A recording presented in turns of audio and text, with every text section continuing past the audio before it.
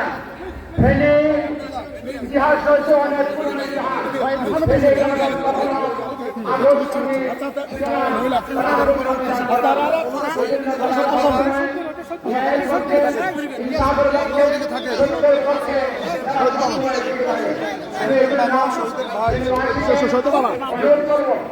আগামী দিনে বাংলাদেশ করার জন্য অভ্যুত্থানের মাধ্যমে যারা নতুন বাংলাদেশ করার সুযোগ পেয়েছি সেই কাজে লাগিয়ে আগামী 12 ফেব্রুয়ারি নির্বাচনে আমাদের যে পক্ষে যারা প্রার্থী হয়েছেন তাদের পক্ষে দাঁড়িপাল্লার পক্ষে যারা এবং নিবন্ধের পক্ষে আমাদের নির্বাচনে দমন রেখে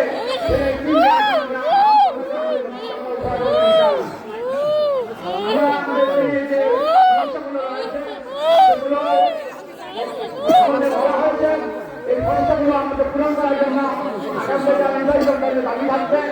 এখানে একটা কথা বলতে হয়, যেমন আমাদের পাবলিক বিশ্ববিদ্যালয়, সরকারি মেডিকেল কলেজ, এগুলো কোনো বিষয় ছিল না। আমাদের এখানে প্রধানমন্ত্রী পেয়েছিলাম দুর্ভাগ্যজনক তখন নেতৃত্বে ব্যর্থতার কারণে আমরা আমাদের হয়নি।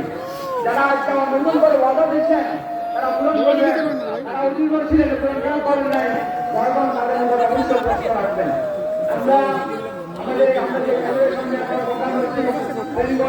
সমস্যা রয়েছে, এখানে 22,000 ছাত্রছাত্রীর জন্য এক ভবন নেই, সেখানে কারণে ছাত্ররা আপনারা ভালোভাবে ক্লাস করতে পারবেন না। এখানে যতগুলো শিক্ষক দরকার শিক্ষক নেই, ভবন নেই, শিক্ষকদের সাধারণ কর্মচারী নেই। এইটা হচ্ছে আমাদের সরকারি বর্গের সমস্যা। এই জন্য আমরা মনে করি সরকার আগামী সরকার প্রদান করবেন অগ্রাধিকারকে আমরা আমাদের তিনজনকে এখানে ভূমিকা আসবেন। এরপর আমাদের আলপুরের